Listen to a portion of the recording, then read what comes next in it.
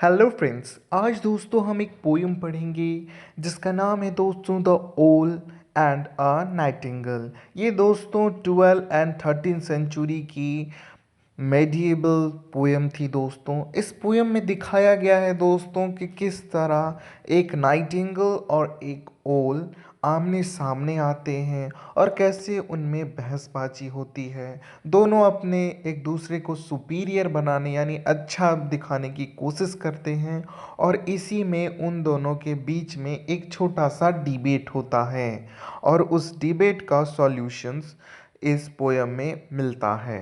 तो आइए दोस्तों हम स्टार्ट करते हैं इस ब्यूटीफुल पोयम की जिसका नाम है द ओल एंड अ नाइटिंगल। दोस्तों इस पोयम की शुरुआत में दिखाया जाता है कि जो इसे सुना है, मतलब कोई लिखा तो इंसान ही है, तो वो जो सुना है नैरेटर वो कल्पना कर रहा है, क्योंकि जब वो जंगल जाता है तो वो देखता है कि एक नाइटिंगल और एक ओल दोनों आमने सामने बैठे हुए थे, जैसा कि आप पिक्चर में देख सकते हैं। और उसे उसी चीज़ को देख कर के वो कल्पना करता है कि वो लोग कैसे एक दूसरे से बातचीत कर रहे होंगे। तो पोयम की शुरुआत में बताया जाता है दोस्तों कि ओल एंड नाइटिंगल इसी तरह बैठी हुई है जैसा आप पिक्चर में देख रहे हैं। और नाइटिंगल सबसे पहले ओल को कहती है कि छी तुम कितनी अगली हो, तुम कैसे यहाँ बैठी हो अजीब सी। तो ओल कहती है यानी उल्लू कहता है कि तुम अपने लिमिट में रहो, तुम ऐसा कैसे कह सकती हो मुझे। और फिर दोस्तों नाइटिंगेल कहती है कि देखो मेरी आवाज़ कितनी मधुर है और तुम्हारी आवाज़ फटेबाज जैसी कितनी अगली होती है। फिर ऑल का जवाब आता है दोस्तों कि तुम तो सिर्फ एक ही टैलेंट जानती हो कि तुम है सो अच्छा गाती हो बस, पर मैं लोगों की मदद करती हूँ, चर्च में मदद करती हूँ। एक्चुअली होता यह है दोस्तों कि जब चर्च में फ्यूनरल होता है ना क्रिश्चियनिटी में, तो ओल को बुलाया जाता है और उसकी आवाज़ को सुना जाता है। तो वही वो कहती है कि मैं तो चर्च में हेल्प करती हूँ तब, और तुम तो सिर्फ एक अच्छा गाना गाती हो। तब नाइटिंगेल का जवाब आता है कि तुम्हें तो सिर्फ मरने पे बुलाया जाता है, पर मुझे तो हर जगह बुलाया जाता है, सब मुझे पसंद करते हैं, तुम्हें कोई पसंद नहीं करता। उसके बाद ओल कहती है दोस्तों कि ये तुम्हारी गलतफहमी है कि मुझे सिर्फ मरने पे बुलाया जाता है। मैं ऑल टाइम लोगों की हेल्प करती हूँ। मेरी आवाज़ सुनकर उन्हें याद आता है कि उन्हें क्या क्या पाप किए थे और वो लोग उसे नहीं मिटा पाए हैं, उन्हें पुण्य करना चाहिए था।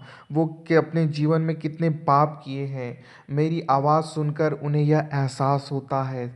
मेरी आवाज़ शांत होती है और गंभीर होती है, और तुम्हारी आवाज़ तो कितनी लाउड होती है। सुंदर तो तुम गाती हो, लेकिन सिर्फ गाती हो, पर मेरी आवाज़ से आत्मा का बोध होता है कि मैंने क्या गलत काम किया है, कैसे किया है, तो मेरी आवाज़ ज़्यादा अच्छी है। तब नाइटिंगेल कहती है कि फिर भी मुझे लोग पसंद करते हैं और मैं इतना मधुर गाती हूँ कि लोग मेरे पास आकर मेरी आवाज़ सुनते हैं, और मैं भी लोगों की हेल्प करती हूँ उनके पापों को याद दिलाने में और उनका दिमाग को टेंशन ख़त्म करने में। तब ओल कहती है हाँ, टेंशन तो तुम ख़त्म करती हो क्योंकि तुम अधिकतर गाती हो सिर्फ समर के टाइम में, जब लोग आलसी होते हैं और वो चाहते हैं कि कुछ बजे, तो तुम गा देती हो तो वो सुनते रहते हैं। और केवल एक ही टैलेंट है तुम्हारे पास, बस गाना गाने का, जिसमें तुम इतना बोल रही हो। फिर नाइटिंगेल जवाब देती है दोस्त कि ना तुम्हारी आवाज़ अच्छी है और ना तुम अच्छे दिखते हो, फिर किस बात पे इतना बोल रहे हो। तब ऑल कहता है कि मैं अच्छा नहीं दिखता हूँ, मेरी आवाज़ अच्छी नहीं है। मेरी आवाज़ से तुम फिर भूल रही हो कि आत्मा का बोध होता है और पता चलता है कि मैंने कितने पाप किए और कितने प्रायश्चित किए हैं। मेरी आवाज़ें लोग शांति में सुनते हैं और तुम्हारी आवाज़ें खुशी में, और तुम लोगों का सिर्फ एक टाइम का मनोरंजन करती हो और मैं लोगों की हर टाइम हेल्प करती हूँ। और ये सब डिबेट उन दोनों में होता रहता है दोस्तों। और फिर दोनों फैसला करते हैं कि ठीक है, हम दोनों में से अच्छा कौन है, ये एक आदमी बताएंगे जिसका नाम है निकोलस ऑफ गॉल्ड फोर्ट गल्ड फोर्ट। निकोलस ऑफ गिल्डफोर्ड बताएंगे। तब निकोलस ऑफ गिल्डफोर्ड को ढूंढने के लिए ऑल और नाइटिंगेल निकट पड़ते हैं दोस्तों, क्योंकि निकोलस ऑफ गिल्डफोर्ड जो थे वो रहते हैं डोरिस नाम के शहर में, जहाँ पे पोर्शन नाम का एक गांव है, वहाँ पे वो रहते हैं। तो उसे ढूंढने के लिए वो लोग निकल पड़ते हैं। अब ये कौन है दोस्तों? यह एक जज हैं जो कि पहले सीरियस नहीं हुआ करते थे, पर जब से वो जज बने वो काफ़ी ज़्यादा सीरियस रहा करते हैं और वही वो फैसला दे सकते हैं, क्योंकि वो जज हैं तो जज तो फैसला देते हैं, तो वही फैसला दे सकते हैं। इसलिए वो लोग दोनों निकोलस को ढूंढने के लिए निकल जाते हैं। अब लास्ट में ओल ये कहता है कि तुम अच्छे याददाश्त वाले पक्षी हो, तुम्हारी याददाश्त बहुत तेज है, तो तुम्हें याद ही होगा कि हम किस किस मैटर पे झगड़ रहे थे, हमारे बीच में जो लड़ाइयाँ हुई और कौन कौन से मैटर हमने उठाए और कौन कौन से मैटर्स थे जिसमें मैं सुपीरियर हूँ और जिसमें तुम सुपीरियर हो, इसका फैसला करना है। इसलिए हम निकोलस को ढूंढ रहे हैं। तो निकोलस को तुम ही सारी बातें बताना जब वो मिल जाए।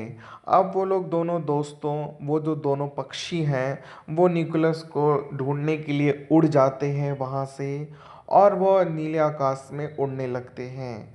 और यहीं पे ये जो पोयम है दोस्तों वो ख़त्म हो जाती है। हमें नहीं बताया जाता है कि उन्हें निकोलस मिले या नहीं मिले, और यहीं पे यह जो पोयम है वो ख़त्म होती है।